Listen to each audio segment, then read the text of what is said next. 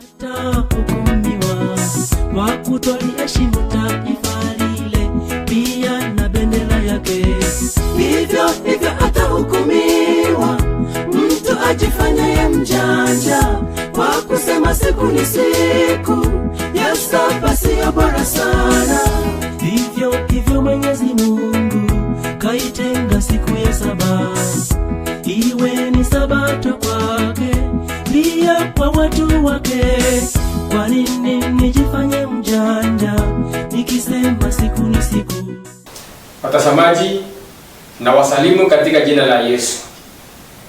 Nina furaha kubwa sana kwa uwezo wa Mungu ambaye ametuwezesha siku ya leo ili tuweze kukutanika tena katika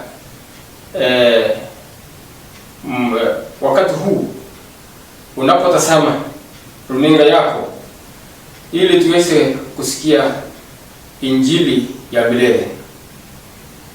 Na kabla ya hiyo tutaomba. Hebu na tuombe. Baba Mungu, napaswa kutukuza milele. Wewe ni muumbaji wa mbingu na vitu vyote. Tunakukaribisha kwa kipindi cha leo ili Roho Mtakatifu aweze kutuongoza tuelewe maandiko wakati tunaposoma Biblia. Tunaombea msikilizaji na mtazamaji ili hata naye aweze kufuata na tuweze kujua. Tunaomba kwa jina la Yesu mwokozi wetu. Amen. Leseni yetu ya leo au fundisho letu ya leo kwa hii kipindi chetu cha tusome Biblia, leo tunazungumzia kuanguka kwa Lucifer na chanzo cha dhambi. Hiyo ni kipindi yetu ya leo.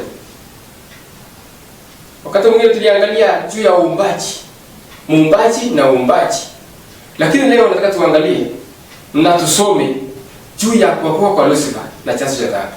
Mbona dunia hii kuna shida?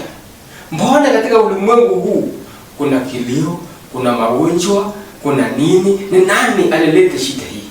Lakini kwanza, dhambi ilianza wapi? Au swali jingine, Lucifer ni nani? Tunapozidi kusoma tutaelewa. Tunasema kwamba kuanguka kwa Lucifer. Nina pointi 7 ambayo inazungumzia mambo haya. Pointi ya kwanza, Mungu aliwaumba malaika wasiohesabika. Mungu alipoumba mbingu na nchi, kama ile kipindi ambayo ilifuatia ambayo tuliangalia, tulisoma. Tukafahamu kwamba Mungu aliumba kila kitu, aliumba mawingu, aliumba ndege, aliumba nyota, aliumba jua na sayari zingine. Na alipoumba, Mungu wetu akaona yote ni vizuri. Na pia Mungu aliumba malaika wengi. Malaika waliumbwa. Mungu pekee yake ndiye alikuwako na ako na atakuwako. Hatuna mahali tunaambiwa kwa Mungu aliumba. Mungu ndiye mwenyewe ni muumbaji. He was there. Ukisoma kitabu cha Ufunuo mlango wa 5 fungu la 11. Inasema hivi. Nikasikia sauti ya malaika wengi pande zote za kile kiti cha enzi, na za wale wenye uhai, na za wale wazee, na hesabu yao 10,000 mara 10,000 na 1000 mara 1000. Yohana katika kisa cha Patmo alipokuwa anatazama, alipokuwa anaonyeshwa njozi mbinguni, akaona malaika wasiohesabika 10,000 mara 10,000, 1000 mara 1000. Wakati mwingine nilijaribu kufanya hesabu hiyo. Hata na wewe waje nikuambie, hebu jaribu kufanya na calculator yako. Utafanya mpaka inasema kwamba hakuna haihesabiki. Kwa hiyo Mungu aliumba malaika wengi ambao hawezi kuhesabika. Ukisoma Waebrania 12 fungu la 22 pia. Maana niliwaambia kwamba hakuna siku Biblia itagongana. Ukisoma sehemu hii na sehemu hii inaenda sambamba, inaenda pamoja. Waebrania 12 fungu la 22, Paulo anasema hivi: bali nyinyi mmeufikia mlima Sayuni na mji wa Mungu aliye hai, Yerusalemu wa mbinguni, na majeshi ya malaika 1000 nyingi. Anasema kwamba na majeshi ya malaika 1000 nyingi. Wacha waeleze Ndio dada mtazamaji, malaika ni jeshi la Mungu. Ni majeshi ambayo amewaumba ili waweze kukaa katika sehemu hiyo ya majeshi. Anasema ni majeshi, malaika elfu nyingi. Ukisoma kwa Kiingereza, King James Version inasema kwamba unnumberable company of angels. Ukisoma kwa Good News Version inasema kwamba uncountable, wala ambao hatahesabika. Kwa hiyo tumeelewa kwamba Mungu aliumba malaika wengi ambao hawahesabiki. Ni more than trillions and trillions of angels. Si maelfu tu. Point number 2. Mungu alipoumba malaika, Lucifer alipewa awaongoze malaika wote huko mbinguni. Malaika wote ambao walipoumbwa, Mungu akamtoa malaika mmoja ambaye anaitwa Lucifer, akampa uwezo ya kuongoza malaika wote hawa. Ukisoma kitabu cha Ezekiel 28:14 nasema hivi: wewe ulikuwa karibu mwenye kutiwa mafuta ufunikaye, nami nalikuweka hata ukawa juu ya mlima mtakatifu wa Mungu, umetembea huku na huku kati ya mawe ya moto. Unasikia wewe? Kerubi ni malaika ambaye amepakwa mafuta. Lucifer alipakwa mafuta aongoze malaika wote wa mbinguni.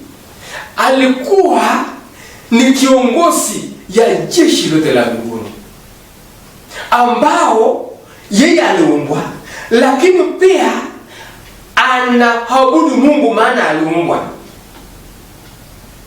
Tukiangalia hapo Lucifer alipoumbwa, ukiona point namba 3 inasema hivi: Lucifer alipoumbwa alikuwa mkamilifu bila dhambi mpaka dhambi ikaanza moyoni mwake. Huyu Lucifer alipoumbwa alikuwa hana dhambi. Aliumbwa bila dhambi. Alikuwa ni mzuri. Wakati mwingine niliulizwa na jamaa mmoja, mbona huyu Mungu alimuumba shetani? Mbona aliumba Lucifer huyu alisumbue? No, Mungu hakuumba shetani, aliumba Lucifer. Hakuumba shetani. Aliumba Lucifer ambaye alikuwa mkamilifu. Baadaye tutajua maana ya Lucifer ni nini. Ukisoma Ezekiel 28 mstari wa 15 nasema hivi: ulikuwa mkamilifu katika njia zako tangu siku ile ulipoumbwa, hata uovu ulipoonekana ndani yako. Unasikia?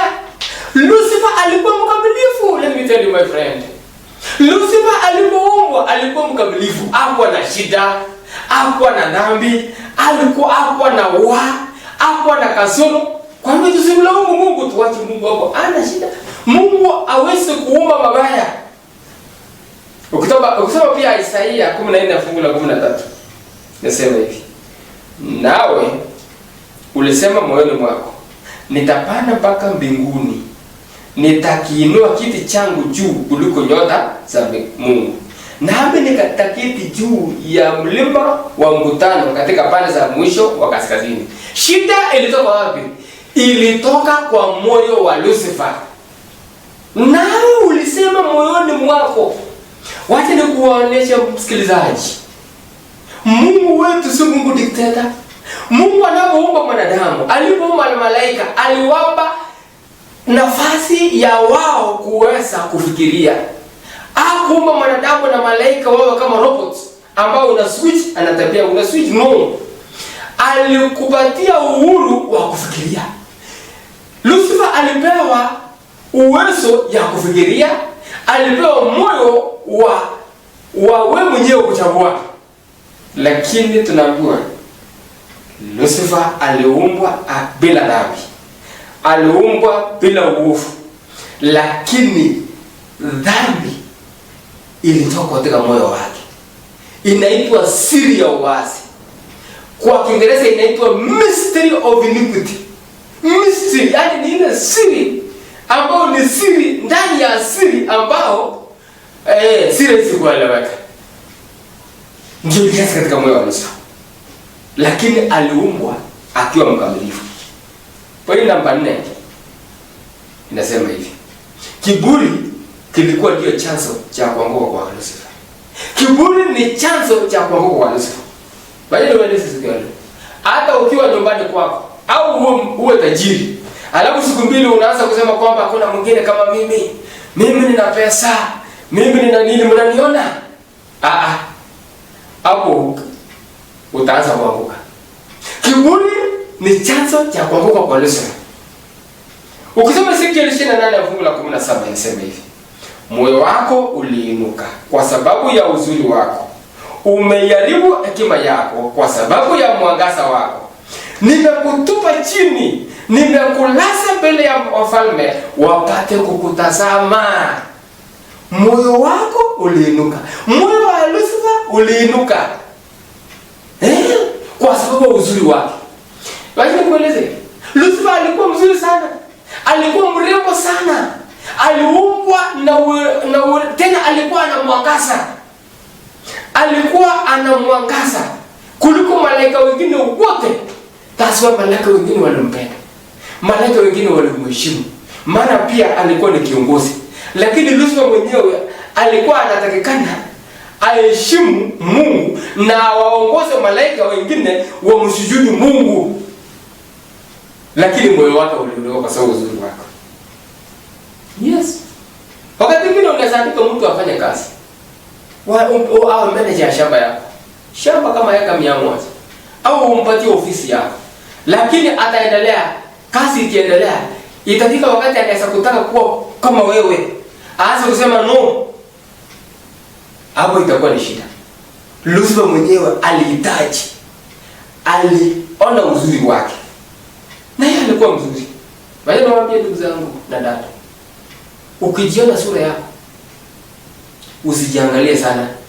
Mtukuze Mungu. Hata na wewe muimbaji, unapoimba vizuri, usitukuze, mtukuze Mungu. Lucifer alikuwa muimbaji mzuri sana. Na angeongoza kwaya zote za mbinguni kumwimbia Mungu. Lakini kwa sababu ya uzuri wake na urembo wake na uimbaji wake alianguka kwa sababu ya uzuri wake. Hata nasi tunaweza kuanguka. Usiangalie hiyo vitu yako. Usiangalie magari ambayo unayo. Usiangalie hiyo shukuru Mungu kwa hiyo vitu umepewa. Hiyo ni vitu umepewa uweze kutumikia Mungu naye. Umepewa uweze kujilinda kuishi naye. Lakini mtukuze Mungu. Unajua siku moja mtu ambaye anaitwa Nebukadnezar alijiinua. Nebukadnezar kweli aliongoza mji wa Babeli kutoka mwaka wa 539 BC. Na alijenga Babeli na Babeli yote, ukuta wake wa Babeli yote katika city kubwa. Zaidi kama ya Nairobi, kubwa. Yote ilizungukwa na dhahabu. Na alikuwa amepanda matunda, hata kulikuwa na gardens ambayo ilikuwa inaitwa Hanging Gardens. Akaacha siku moja akasimama, akaangalia Babeli. Akasema, Babeli. Akaangalia akasema, si vitu vyote vimefanyika kwa uwezo wangu. Si vitu vyote.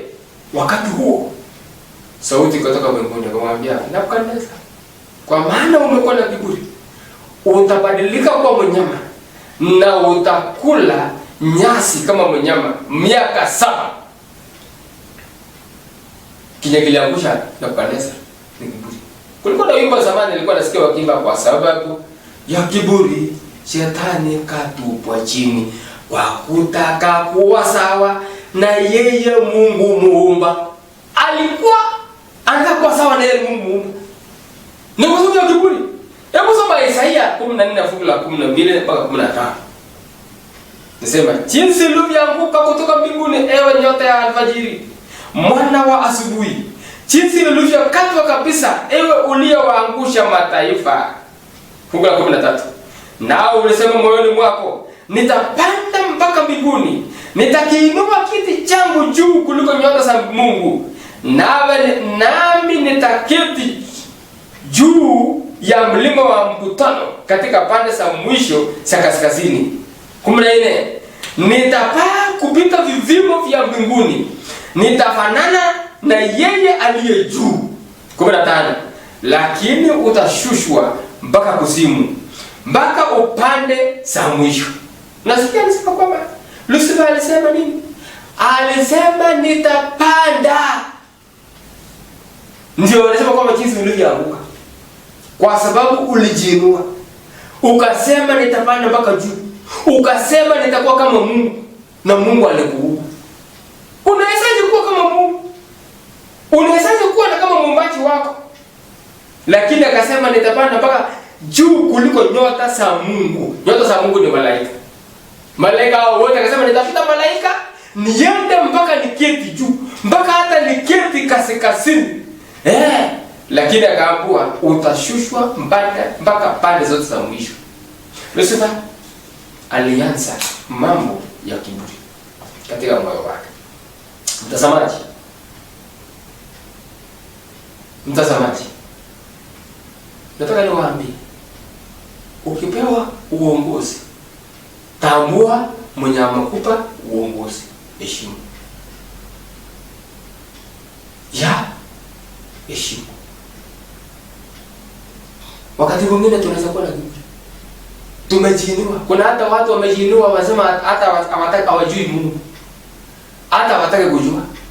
Ukifika kwao na ukuuliza nataka tuombe, anasema nina haraka sana, naangalia wacha nienda haraka. Tutambue kwamba Mungu hapo. Baada ya Lucifer kujiinua, akazungumziwa, akaelezwa kwamba si mzuri kufanya hivi, uweze kupingana na Mungu, lakini akakubali. Vita ikaanza mbinguni. Point namba 5. Vita ilipoanza mbinguni, Lucifer akashindwa na akatupwa aondoke huko ajitafutie nafasi kwingine. Hiyo ni point namba 5. Vita ilipoanza mbinguni, Lucifer akashindwa na akatupwa aondoke huko ajitafutie nafasi kwingine. Mungu Yesu alifanya kazi kubwa sana. Mungu alizungumza na Lucifer. Lucifer alikuwa na nafasi ya kuhubiriwa. Na alihubiriwa, akaambiwa Lucifer, hii si mwelekeo, rudi, badilika. Hakukubali. Badilisha mwenendo wako. Hakukubali. Lucifer akaanza kuzungumza na malaika wengine. Akawaeleza malaika wengine kwamba Mungu ni dikteta. Amri zake nzuri. Shida ya Lucifer kutoka mbinguni ni amri za Mungu. Maana Lucifer alisema kwamba unaweza kaa vile unataka kukaa, stay the way you want. Mungu akatuumba na atuache tukae vile tunataka. Hii maneno ya kusema usiibe, usifanye nini, msijui Mungu, hii angetuache tukae free like a free molecule. Hiyo ndio vile Lucifer alianza. Mtazamaji, hiyo hata sasa hivi, hebu nikuulize kwa nyumba yako. Wewe ni baba ya nyumba au ni mama ya nyumba? Ungependa watoto wako wakae vile wanataka?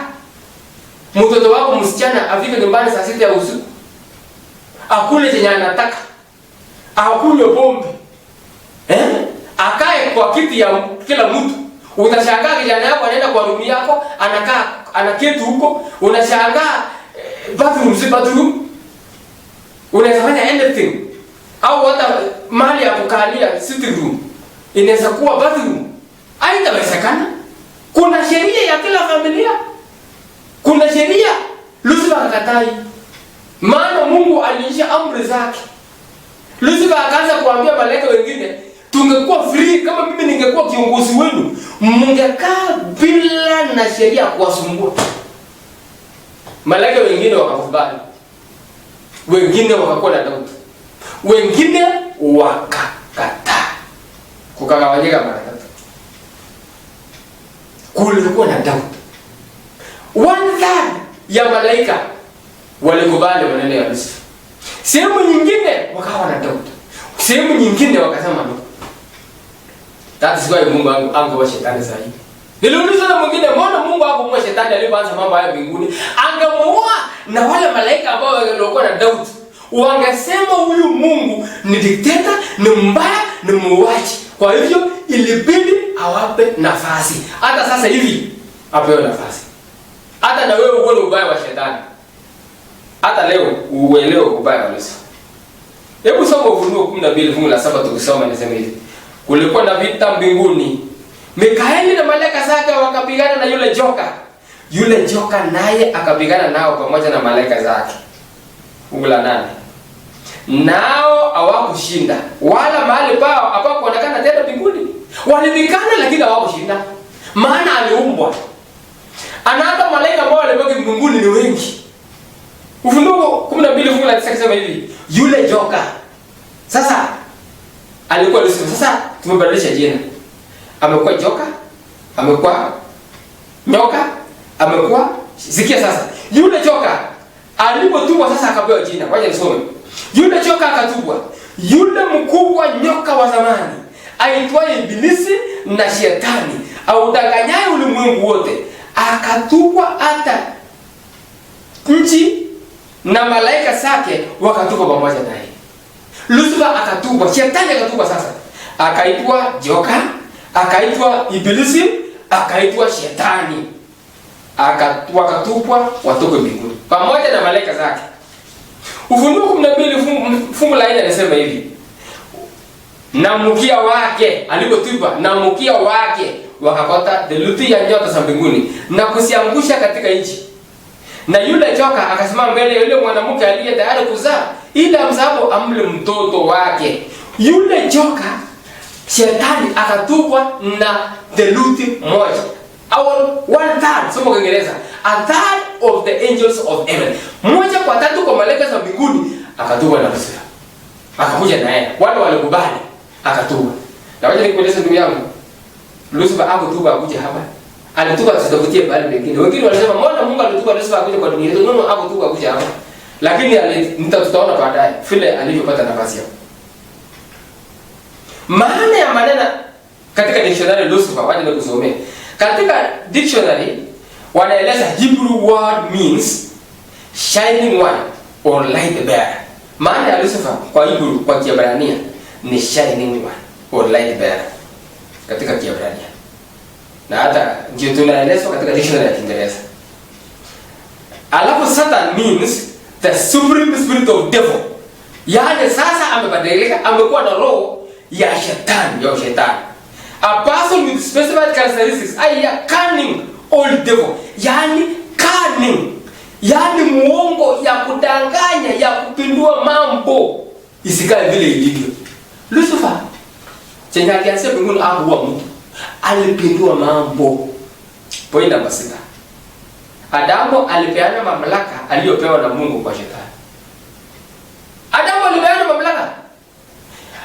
Lucifer alipotupwa, Adamu alikuwa ameelezwa na watu wengi katika nchi mbalimbali kwamba Lucifer ametupwa, msimkaribishe, msikae hivi. Lakini Lucifer alipotembea akapata nafasi kwa Adamu. Alipata namna gani? Tutaangalia wakati wa kipindi kijacho juu ya jinsi Adamu alipodanganywa na akakuwa dhambi. Lakini hebu angalia Luka 18:18 inasema hivi. Akawaambia, nilimuona shetani akaanguka kutoka mbinguni kama umeme. Alishuka, alipotoka kutoka mbinguni, alishuka kama umeme. Hakuacha utukufu wake ile. Usidanganywe kwamba Lucifer ni mtu kama wewe. Lucifer bado na utukufu ile. Akufi, alianguka kama umeme. Alipotupwa akuja kama umeme, akatafuta njia mpaka akapenya. Lakini tunajuaje kama Adamu alimpatia nafasi? Luka 4 fungu la 5 hadi 6. Akampandisha juu, akamwonyesha milki zote za ulimwengu kwa dakika moja. Shetani wakati Yesu alipokuwa akijaribiwa, Shetani akamshika akampandisha juu, hiyo fungu la 5 kwa dakika moja. Haraka sana. Fungu la 6.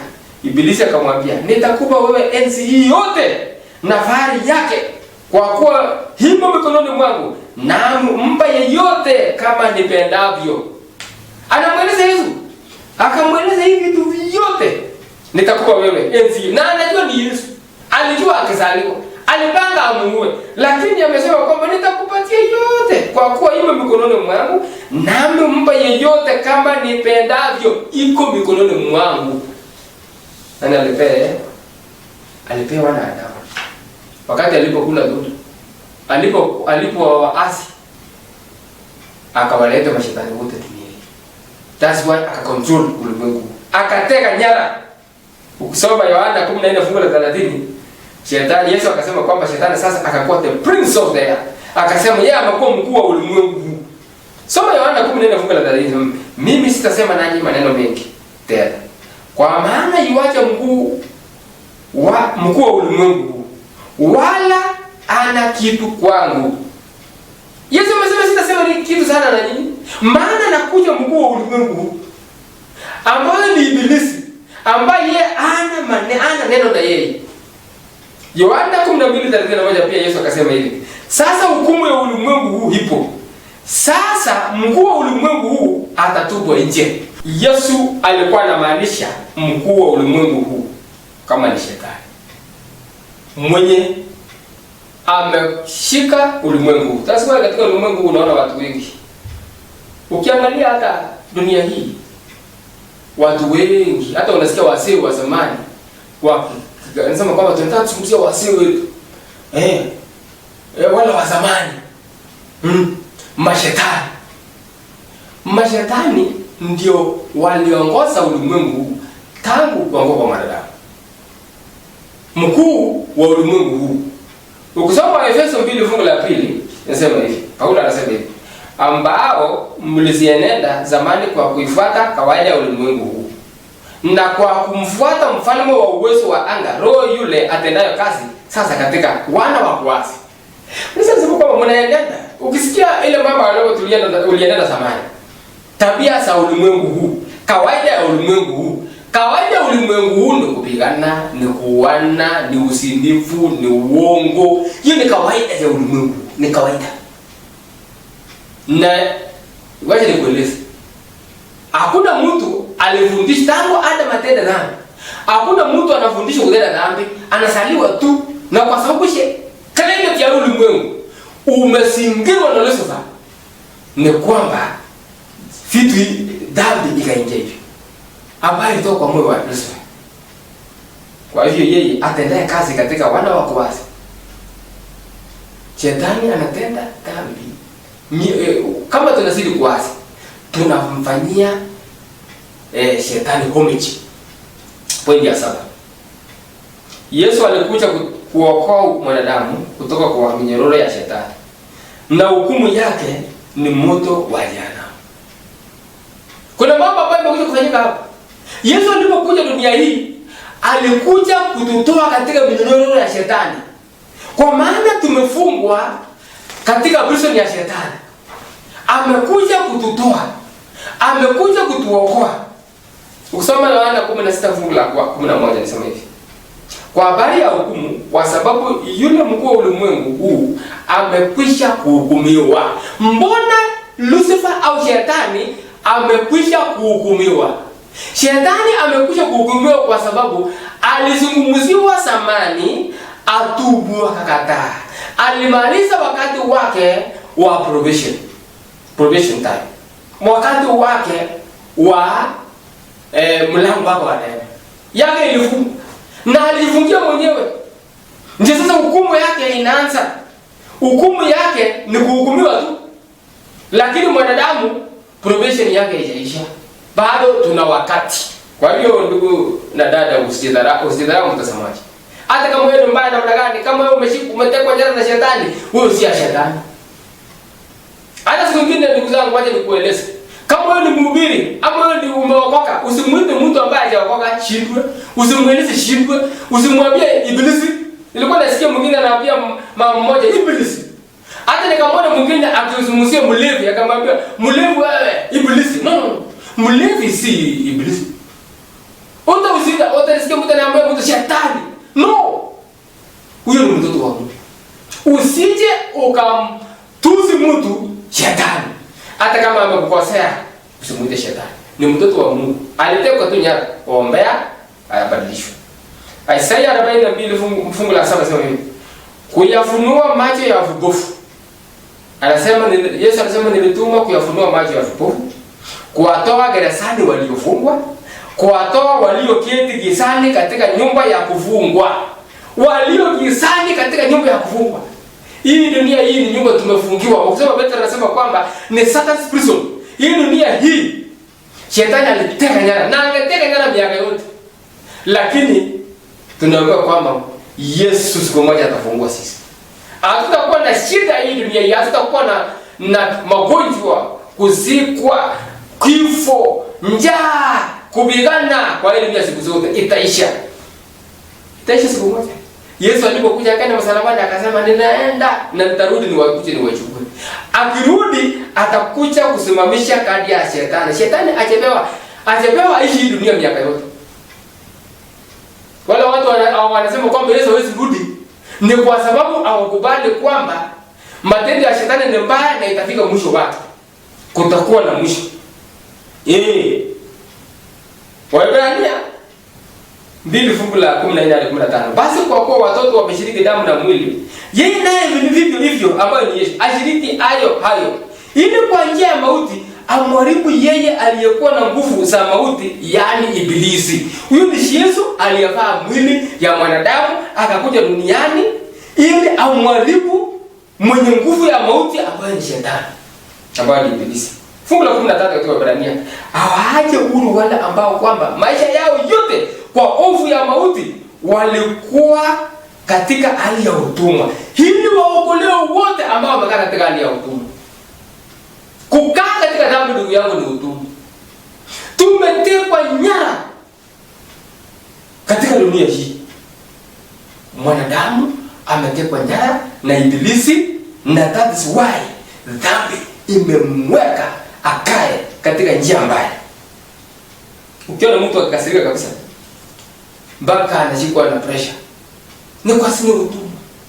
Ukiona mtu amevuta sigara akiwa na kiu, anatafuta sigara hata usiku mzima, ni utumwa. Ukikasirika hata utaki kusalimia mtu na vita yako, nuko kwa utumwa. Utumwa ungaliko hata sasa. Lakini Mathayo 25 fungu la 33 nasema hivi. Yesu akasema atawaweka kondoo mkono wa kuume na mbuzi mkono wake wa kushoto. Yesu akirudi atagawa watu kwa grupu mbili. Grupu ya kushoto, mkono wa kushoto ni wa shetani. Grupu wa mkono wa kuume na wale wa Yesu. Lakini angalia vile itafanywa. Mathayo 25:35. Kisha mfalme atawaambia wale walioko mkono wake wa kuume, njooni mliobarikiwa na Baba yangu, urithini ufalme mlioandaliwa wale wako katika mkono wa kuume. Na wale ambao wako katika mkono wa kushoto atawaambia hivi. Akasema, mwenende katika moto wa milele uliowekewa tayari Ibilisi na malaika zake. Unaona moto wa milele? Usoma Mathayo 25 vizuri. Ajeumbwa mwanadamu. Hiyo moto si yako. Wewe ambao hujaokoka una moto. Kuna jamaa mmoja alikuwa anaitwa Mange Samanda akanieleza. Akasema mimi nitakuwa kuni. Hii Mungu yangu itakuwa kuni ya kusukuma wengine. No, hiyo si hivyo. Wewe uliokolewa na Yesu utakuwa kuni ya kusukuma watu. Na hakuna mtu aliumbiwa moto wa shetani wa milele. Kulikuwa na wewe nilikuwa nasikia anasema tanuru ya moto, tanuru ya moto wa shetani. Moto ambao umetengenezwa na shetani si hapo. Ufunuo 20 fungu la 10. Na yule Ibilisi mwenye kuwadanganya akatupwa katika ziwa la moto na kiberiti. Alimo yule mnyama na yule nabii wa uongo, nao watateswa mchana na usiku hata milele na milele. Shetani ametengenezwa moto ya milele, tanuru ya moto, na atateswa milele na milele. Lakini Mungu amekuokoa wewe, amepanga mpango wa wokovu, ameenda msalabani kwa ajili yako, na alikufa na akafufuka, na dhambi zote ukiungama dhambi zote ile ulitenda utasamehewa. Hata kuhesabia. Usianze kuangalia yale ambayo ukiokoka leo, usiangalie umesamehewa sawa ya jana. Utakuwa mtoto wake Yesu. Ndugu na dada, mtazamaji. Mbona usimkubali huyu Yesu? Mbona usimkubali huyu Yesu ambaye alifanya vita na shetani lakini alishinda? Maana aliposikwa shetani akaweka mawe kubwa, akifikiri kwamba hawezi okoka. Hawezi, lakini hiyo mawe ilitupwa na malaika. Na Yesu akafufuka, akashinda mauti. Mbona usikae na mwenye ameshinda mauti? Mbona usimkubali huyu? Ndugu na dada, na kukaribisha ili uweze kumkubali Yesu. Nataka niombe. Na ninapoomba, hebu weka mkono wako juu ili tuweze kuomba. Mungu aweze kutusaidia tushinde huyu shetani. Huyu shetani ametufuruga watoto wetu. Ameleta bangi, ameleta magonjwa, ameleta hata ugonjwa wa corona, ni shetani ameleta si Mungu. Na kila kitu mbaya, lakini atashindwa. Hebu na tuombe. Baba Mungu, asante kwa maana umetupenda. Asante kwa maana ulimshinda shetani. Na asante kwa maana shetani ana nafasi tena kwa maisha yetu. Tunaomba ili uweze kuishi katika maisha ya yule mtazamaji popote alipo, uweze kumuokoa. Okoa sisi na hata katika janga hili liweze kupita na sisi tukuone utakaporudi mara ya pili. Tunaomba kwa jina la Yesu aliye mwokozi wetu. Amen. Mtazamaji, karibu tena katika kipindi kijacho. Kama utakuwa na swali, utapiga simu ambayo utaona namba zako hapo kwa runinga yako, na kama utakuwa na ongezo utanipigia simu ukiniongezea, uniambia pastor iko hivi na hivi. Karibu sana. Asante. Na hata kama utahitaji maombi nitakuombea. Mungu akubariki katika jina la Yesu. Tuonane tena. Tahukumiwa kwa kutoliheshimu taifa lile, pia na bendera yake. Hivyo atahukumiwa mtu ajifanyaye mjanja kwa kusema siku ni siku ya saba siyo bora sana. Hivyo Mwenyezi Mungu kaitenga siku ya saba iwe ni sabato kwake, pia kwa watu wa